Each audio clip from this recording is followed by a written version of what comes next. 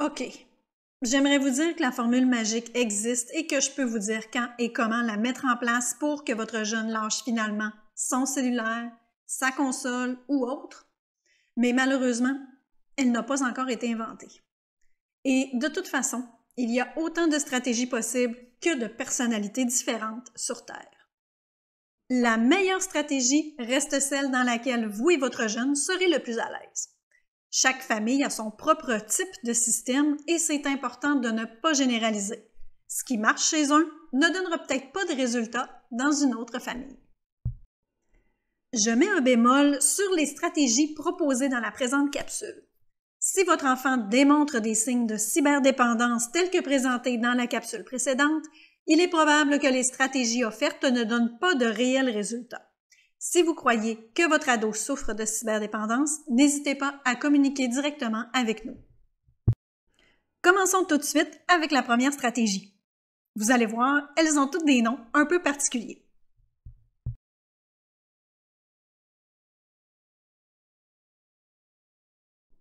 Non, mais il n'y a rien de pire que de dire à son jeune d'arrêter d'être toujours sur ses écrans et de se faire répondre la chose suivante.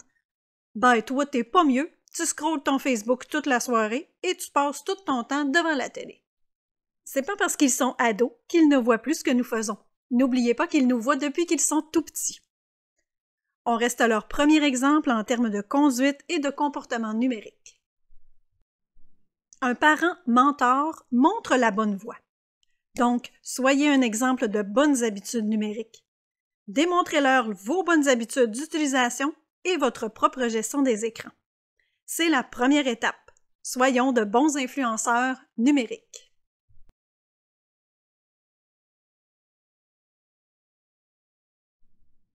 On n'est clairement plus à l'âge où c'est possible d'utiliser un timer, une sonnerie ou tout autre pour mettre fin au temps de jeu. Ce qu'on veut, c'est qu'ils prennent conscience et développent leur autocontrôle. Donc, si votre jeune est un gamer et que l'heure du souper, du coucher ou des devoirs ressemble à une zone de guerre, je vous suggère ceci. Tout d'abord, commencez par en apprendre un peu plus sur le jeu de votre ado. Combien ça prend de temps pour terminer une quête ou une partie? Est-ce que ça se joue seul ou en équipe? Souvent, quand on lui crie « Viens souper » et qu'il est en plein milieu d'une partie avec son équipe, ça risque d'avoir certaines conséquences dans le jeu pour lui. Et c'est clair qu'il ne sera pas prêt à se présenter à table. Résultat, on crie plus fort, lui crie, on recrie, on se fâche, etc. Donc, même si on n'aime pas son jeu, il faut quand même respecter ce qui est important pour lui. Je vous suggère de vous asseoir ensemble et de convenir d'une règle pour l'heure du souper ou de toute autre transition. Convenir du meilleur moment pour l'avertir avant que le souper soit prêt, exemple 30 minutes avant, ou encore du nombre de parties qu'il peut entreprendre avant l'heure prévue du souper, des devoirs ou du coucher. L'important, c'est de démontrer que vous le respectez, mais qu'en retour, lui aussi doit respecter vos demandes. On peut même en profiter pour établir avec lui les conséquences s'il ne respecte pas la dite règle.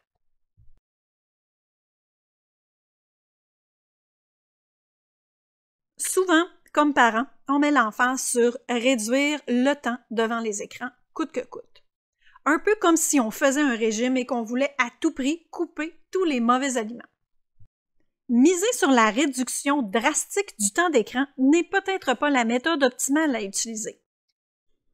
Elle laisse beaucoup de temps libre à l'adolescent qui ne sait pas nécessairement comment le meubler. Pourquoi à la place ne pas miser sur l'intégration progressive d'activités qui, elles, viendront prendre la place du temps passé devant les écrans? Vous allez me dire, oui, mais on dirait que mon jeune a perdu toute créativité. Il ne sait pas comment s'occuper autrement. C'est bien possible qu'à force d'être sur un écran, sa créativité se soit un peu atrophiée. C'est à cette étape que l'on intervient comme parent. Il faut temporairement stimuler cette créativité et accompagner notre jeune à redécouvrir ce qui peut être tripant en dehors des jeux vidéo et des réseaux sociaux.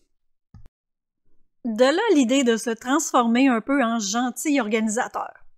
Temporaire, bien sûr. Le but est que cela vienne naturellement chez notre jeune et non de toujours être obligé de le pousser. Petite suggestion. Faites une liste avec lui des activités qu'il aime ou encore qu'il aimerait découvrir et mettez-en à l'horaire pour les réaliser. Classez-les par catégorie, trouvez des nouveaux jeux de société. S'il aime la lecture, trouvez une nouvelle série de livres. Il existe aussi une panoplie de loisirs créatifs qui est possible de réaliser pour remplacer les écrans. Mettre à l'horaire la pratique régulière d'un sport peut s'avérer très efficace pour remplacer le temps d'écran. Soit dit en passant, ça peut être utile autant pour soi-même que pour ses ados.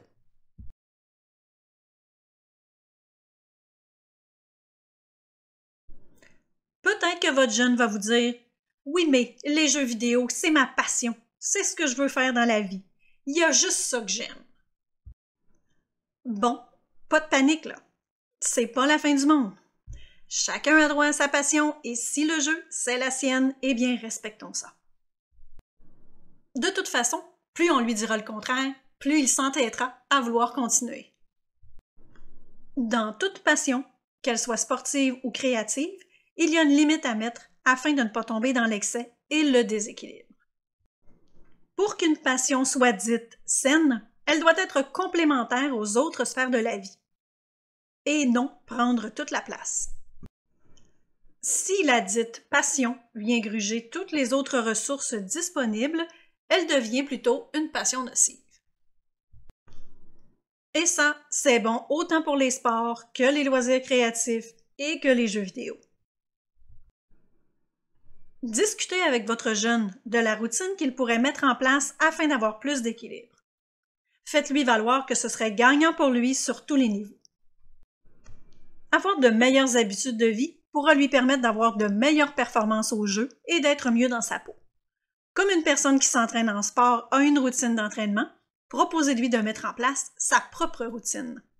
Le but étant de toujours lui faire comprendre que vous acceptez sa passion, mais que sa réussite passe par l'équilibre pour ainsi éviter de tomber dans l'utilisation problématique comme un athlète peut tomber dans le surentraînement.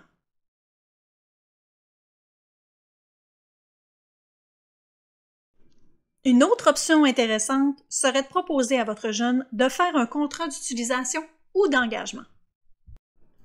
Le but, amener de nouvelles habitudes d'utilisation des écrans chez votre jeune. Tout simple à rédiger, la partie la plus importante reste la discussion avec votre jeune autour de son élaboration.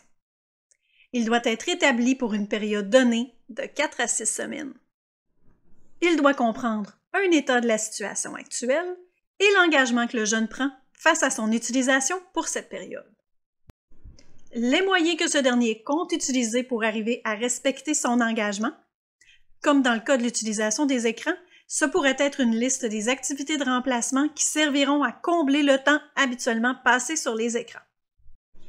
Une autre section servira à lister ce que le jeune recevra s'il remplit adéquatement son contrat. La récompense ou l'encouragement reçu devra être en lien direct avec ses centres d'intérêt et les choses qu'il passionne. En contrepartie, il y aura aussi une conséquence négative si le contrat n'est pas respecté. Elle devra être, elle aussi, significative et toucher les intérêts du jeune.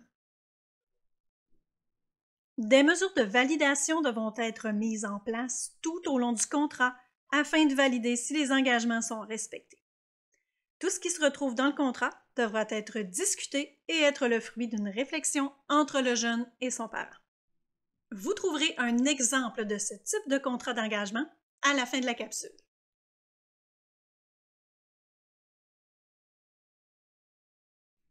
Pourquoi ne pas instaurer des rituels sans écran et même avec écran et voir ce qui se produit? Un soir de jeu de société en famille et même avec des amis, pourquoi pas? Prendre l'habitude de ne pas amener son téléphone à la table durant le souper. Et ce, c'est bon pour tous les membres de la famille. Et aussi, opter pour un souper tous à la table de la cuisine, où chacun pourra s'exprimer librement sur ce qui s'est passé dans sa journée. un soir ou une après-midi de sport. Ça peut être du ski, de la randonnée ou du hockey à la patinoire. Laissez donc votre ado décider, juste pour voir où tout ça pourra vous mener. C'est clair que toutes ces stratégies ne sont pas magiques. En tant que parent, si on veut faire changer les choses, c'est important de s'impliquer tant au niveau du temps que de l'énergie. La clé restera encore et toujours la communication. Soyez intéressé par ce qu'il fait. Soyez impliqué dans les activités de remplacement que vous allez lui proposer.